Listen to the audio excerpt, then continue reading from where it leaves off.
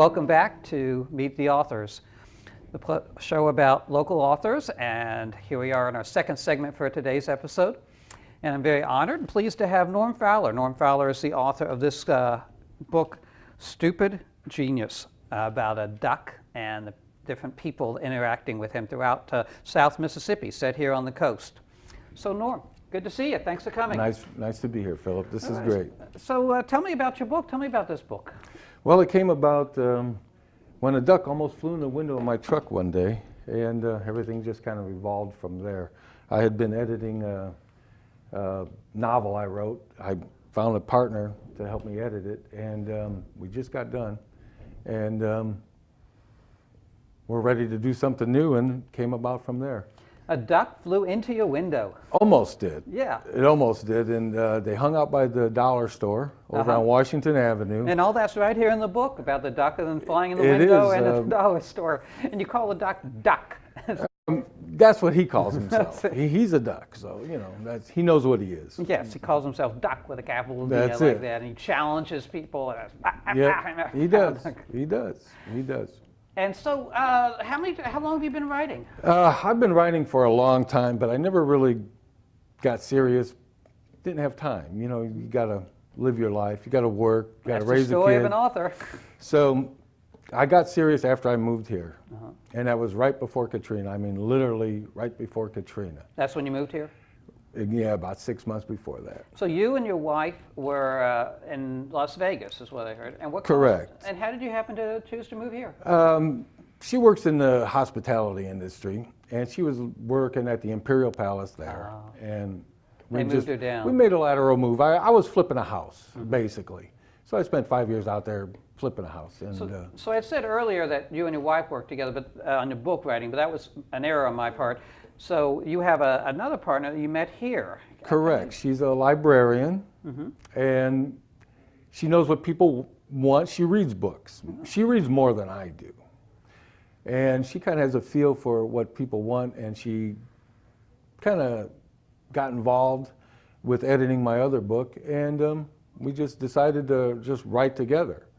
And sometimes it's an advantage because you get writer's block a little bit, and then you got a second set of eyes and another brain working on plots and images and dialogue.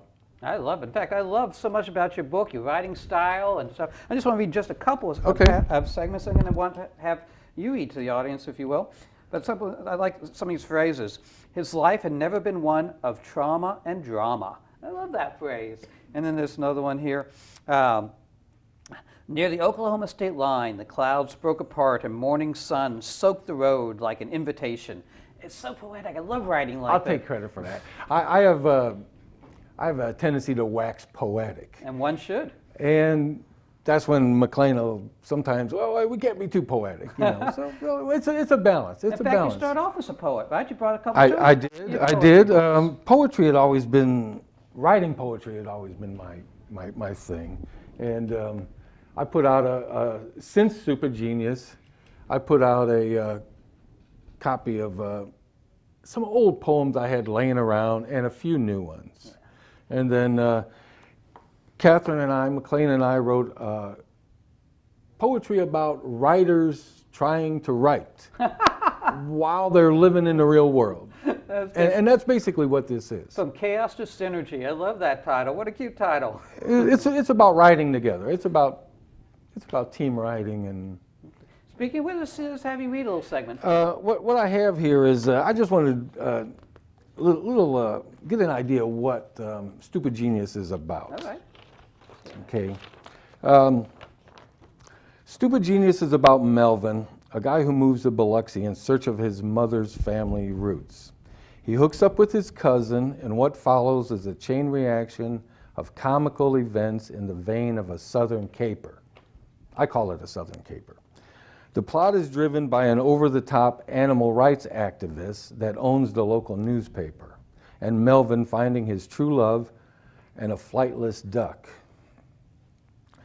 The subplot includes a bank robber, a tad of government corruption, a groundskeeper at a golf course that uses too much fertilizer.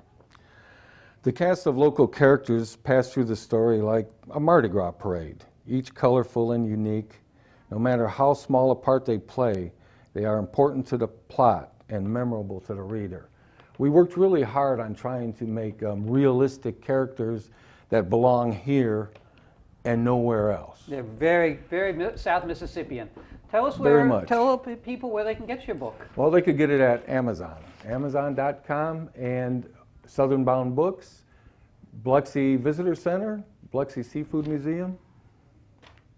All right, lots of places. Remember, everybody, Stupid Genius by Norm Fowler and Catherine McLain. So glad we could have you on the show. Thank you, Philip. It was nice to be here. Thank you.